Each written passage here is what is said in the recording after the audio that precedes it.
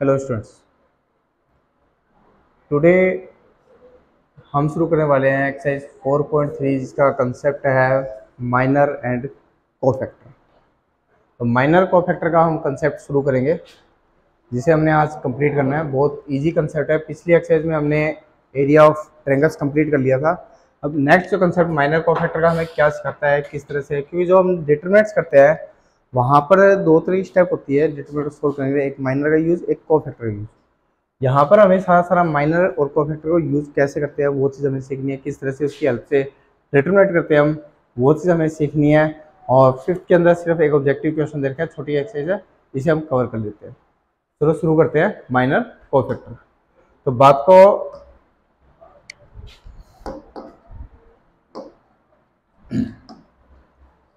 Minor cofactor के लिए हम क्या करेंगे, हम एक मैट्रिक्स लेते हैं सबसे पहले। तो एक सिंपल चीज देखो, दो तरह की मैट्रिक्स हमारे सिलेबस में चलती है, एक 2 ऑर्डर में, एक 3 ऑर्डर में।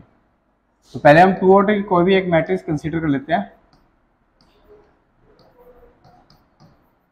ये होगी हमारे पास। हमने इसका क्या निकालना है, माइनर और कोफैक्टर निकालना है। कंसेप्ट क्या रहेगा वो चीज देखो, बहुत ईजी से कंसेप्ट है। आपने माइनर निकालने के लिए हम क्या करेंगे, देखो माइनर की सबसे पहले आपको प्रेजेंटेशन पता होनी चाहिए। यहाँ 4 एलिमेंट है तो माइनर में भी 4 एलिमेंट हो गए, M11, M12, M21 और M22। ये 4 तरह के एलिमेंट इसमें वर्क कर रहे होंगे हमारे पास। अब इन चारों एलिमेंट को मिला के कैसे सोल्व करने में, वो स्टेप देखो, काफी इजी स्टेप है, बिल्कुल इजी। M11 को कैलकुलेट करना है तो आपने क्या करना है, A11 की जो स्टेप है, ये A11 है हमारे पास, इसकी रो और कॉलम दोनों को रिजेक्ट कर दो। यानी कि हम इसको और इसको क्या कर देंगे, रिजेक्ट कर देंगे। बच गया क्या हमारे पास, 7। तो हमारा इसका आंसर आया 7, यानी कि M11 की जो वैल्यू है वो कितनी आई, 7 आई। अगर हमें 12 की वैल्यू चाहिए, हमें किसकी वैल्यू चाहिए, 12 की, तो 12 के लिए हम क्या करेंगे, A12 की स्टेप देखो कौन सी है, A12 हमारे पास ये वाला है। इसके लिए आपने क्या करना है, इसकी रो और कॉलम दोनों को रिजेक्ट कर दो। ये रिजेक्ट कर दिया हमने, तो बाकी क्या बच गया 5। तो ये हमारे पास M12 आ गया। अगर हमें M21 चाहिए तो आपने सबसे पहले क्या करना पड़ेगा, वही चीज सेम काम, आपने 21 के लिए स्टेप को क्या करना पड़ेगा, रिजेक्ट करना पड़ेगा।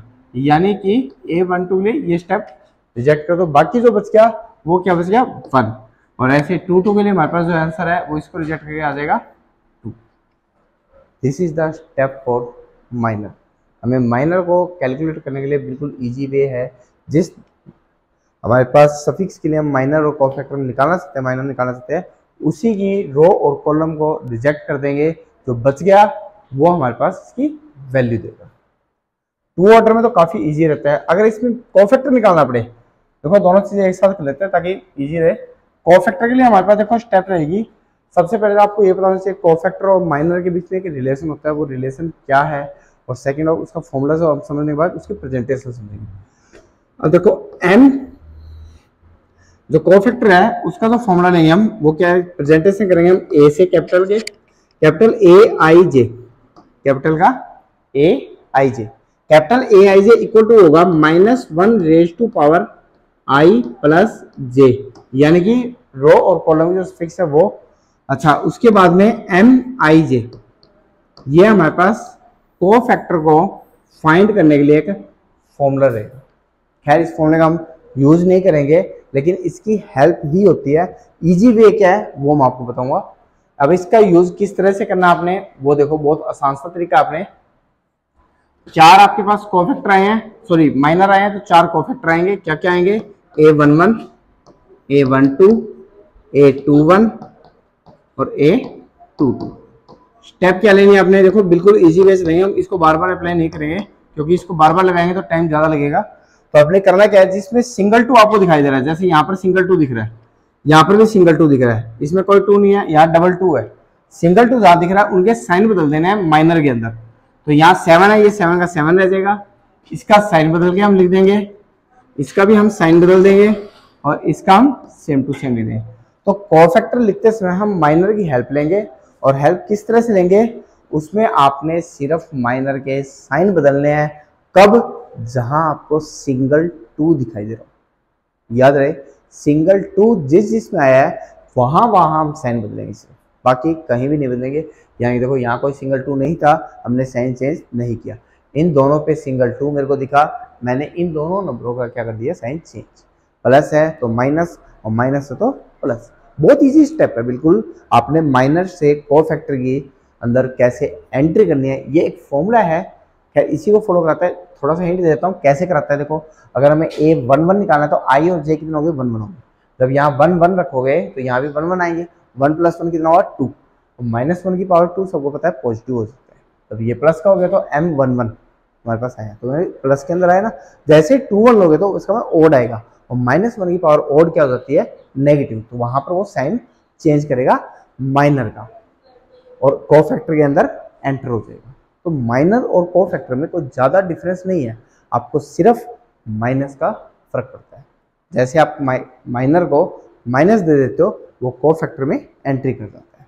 तो this is the step for minor and cofactor. अब हम चलते हैं इसके 3 ऑर्डर पे। 3 ऑर्डर के लिए हमें क्या स्टेप फॉलो करनी है, किस तरह से करना है, उसके लिए हम काम कर लेते हैं। हमने एक मैट्रिक्स कंसीडर कर ली कोई 3 ऑर्डर की, हमने ले लिया मान लो -1 2 5 1 -2 1 0 3 1। एक सिंपल सी मैट्रिक्स लिया मैंने अपनी तरफ से, कोई दिक्कत नहीं है। कहीं प्लस माइनस लेना चाहते हो तो आप माइनस प्लस ले सकते हो, नो प्रॉब्लम। इस पर कोई बाउंडेशन नहीं है, कहीं भी कुछ भी लगाओ, नो प्रॉब्लम। हमने एक मैट्रिक्स ले ली, हमने इसके माइनर और कोफैक्टर स्टेप्स करनी है। सबसे पहले हम माइनर निकालेंगे, देन हम कोफैक्टर में एंट्री करेंगे। माइनर के लिए हमारे पास यहाँ पर देखो 9 एलिमेंट है, तो आपके 9 माइनर निकलेंगे। M11 M12 M13 M21 M22 M23 M31 M32 M33।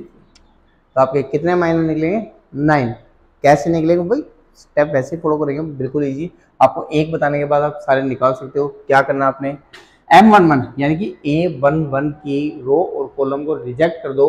M11 के लिए हमारे पास ये और ये दोनों क्या हो जाएगी, रिजेक्ट हो जाएगी। अब इनको रिजेक्ट करने के बाद जो नंबर बच के, वो क्या बच के मेरे पास, सर वो तो हमारे पास बच के -2 1 3 -1।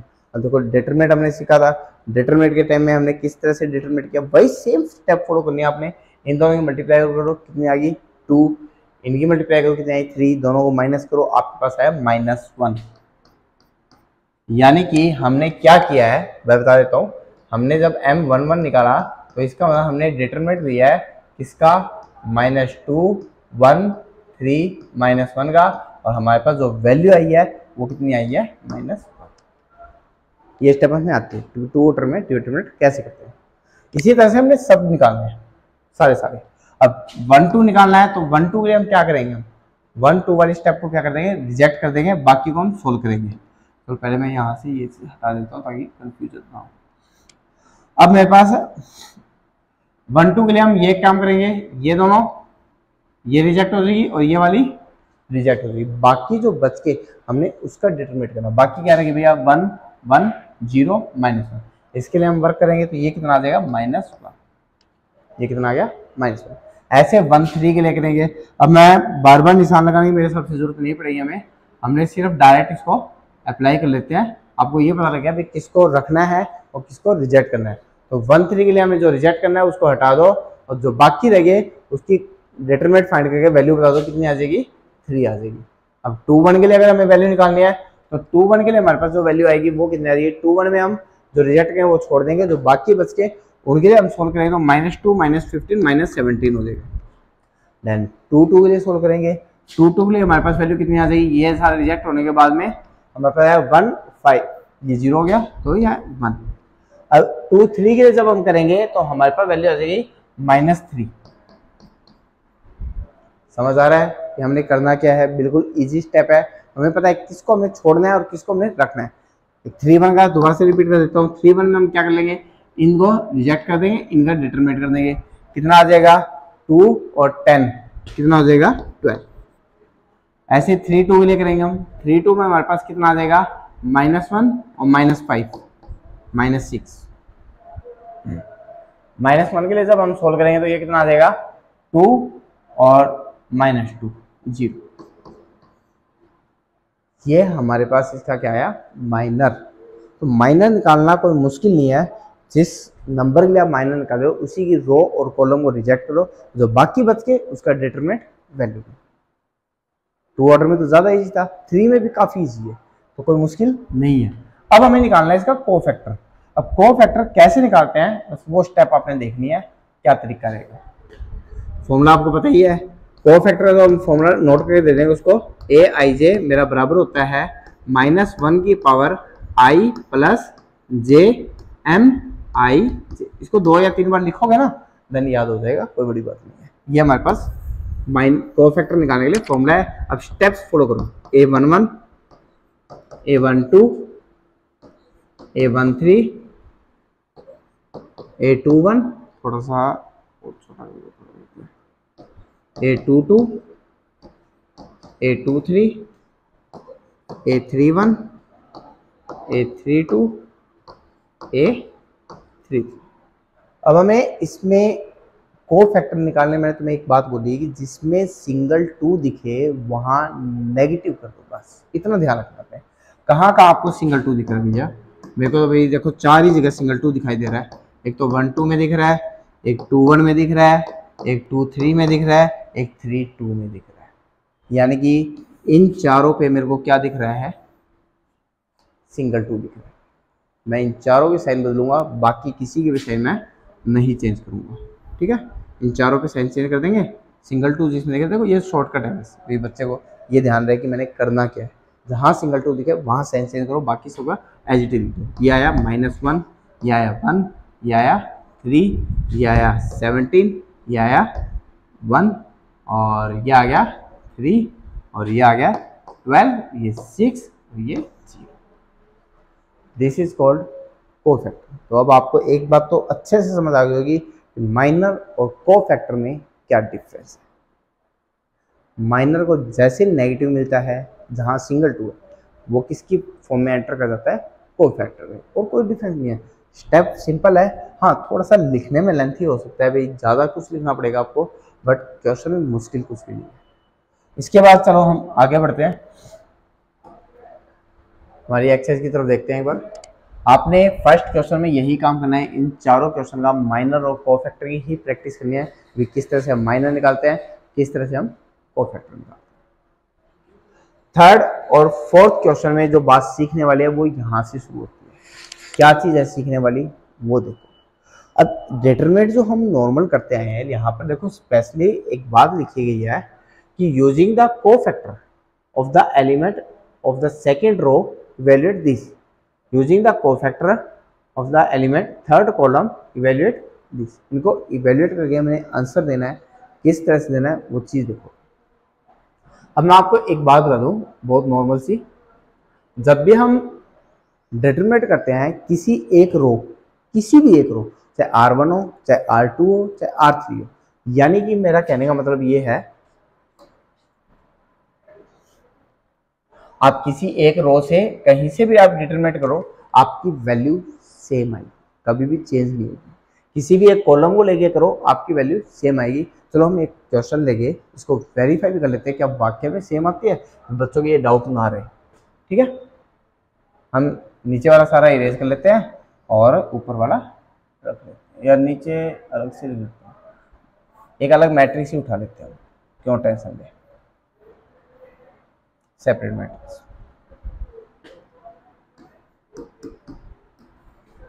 यहाँ हम एक मैट्रिक्स लिख लेते हैं, उसके लिए काम करके देख लेते हैं।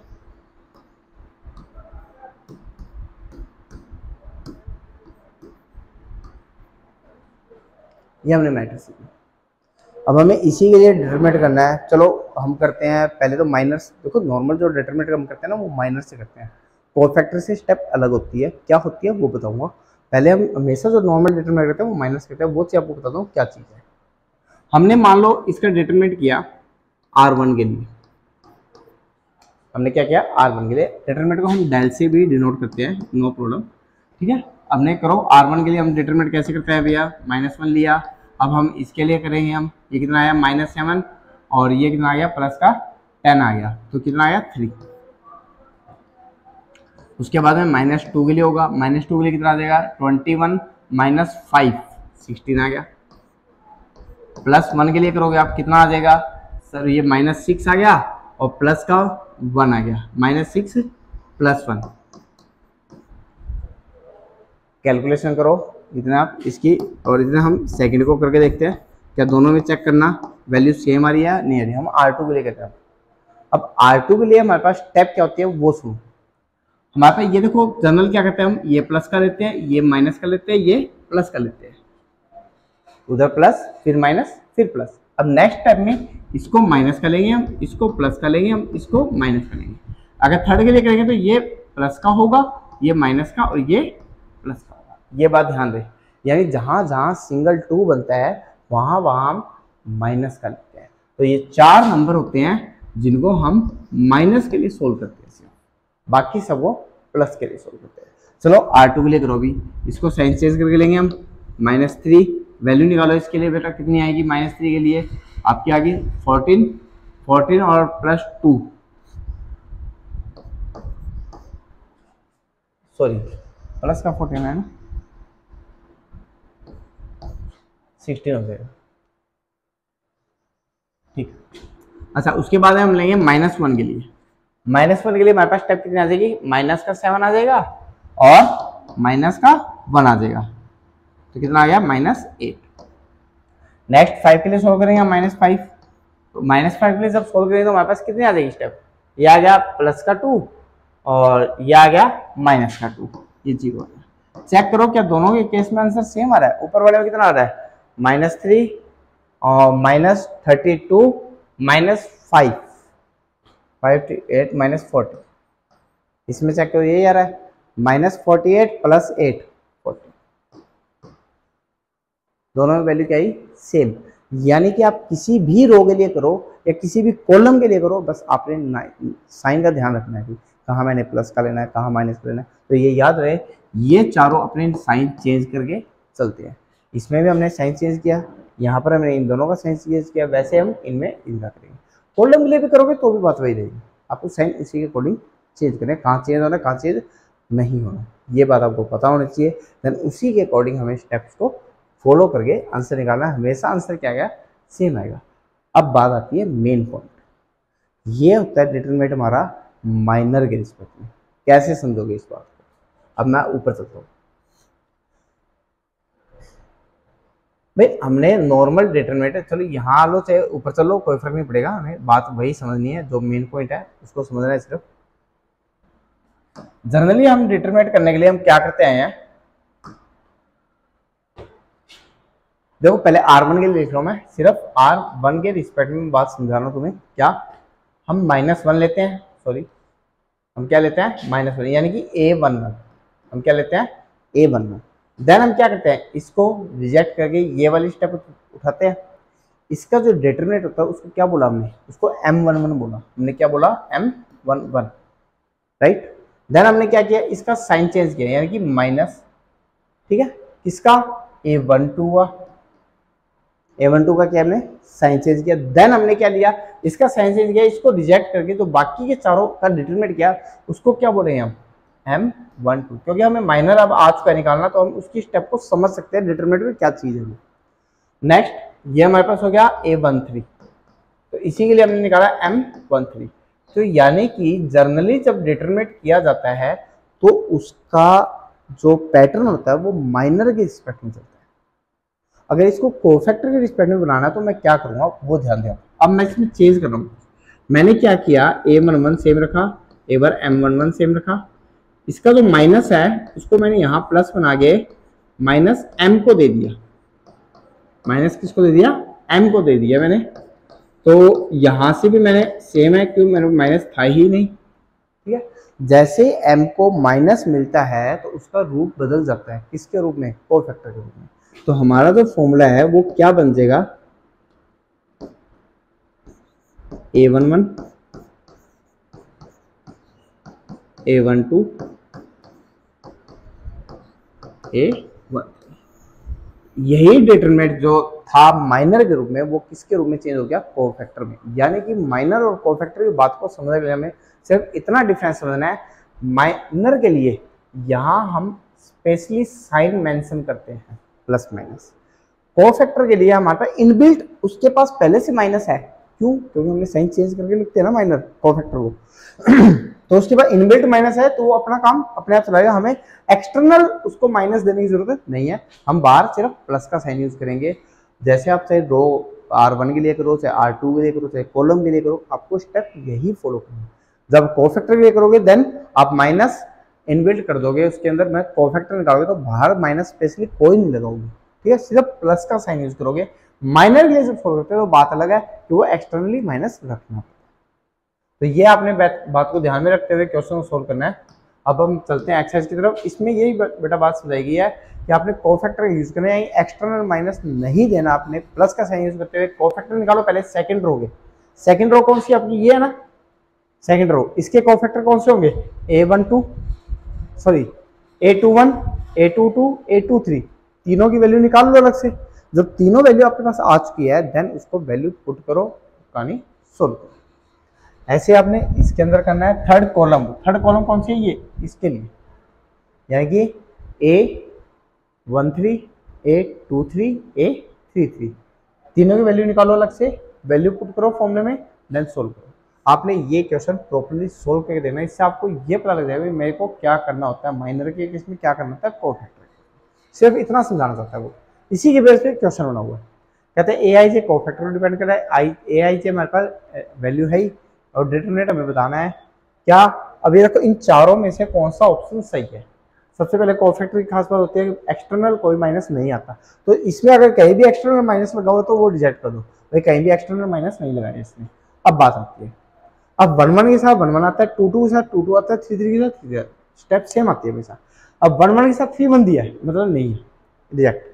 1 1 1 2 2 1 रिजेक्ट, 2 1 1 1 रिजेक्ट, 1 1 1 1 2 1 2 1 3 1 3 1, यानी ये सही है, ये हमारा सही है। तो इसका चौथा ऑप्शन क्या सही है, कभी ये चेंज नहीं होते, सफिक्स चेंज नहीं होते, सफिक्स सेम रहते हैं आपके, तो ये ध्यान रहे आपको, डी इसका ऑप्शन होगा। ये एक्सरसाइज थी हमारे पास माइनर और कोफैक्टर की। इसी के बेस पे हमारी नेक्स्ट एक्सरसाइज होनी है जिसमें एडजॉइंट और ए इनवर्स हमने सीखना है। बहुत इजी है, अगर आपको ये स्टेप्स आप प्रैक्टिस कर लेते हो अच्छे से, देन आपको एडजॉइंट और ए इनवर्स निकालना आ जाएगा। देन उसी बेस पे हमारा 6 मार्क्स का क्वेश्चन एग्जाम में पूछा जाता है। ये आपकी आज की प्रैक्टिस है, मिलते हैं नेक्स्ट वीडियो में, तब तक के लिए enjoy your day with your family. Thank you, have a nice day. अगर वीडियो अच्छी लगे तो उसको शेयर जरूर करें अपने फ्रेंड्स के साथ। Bye bye.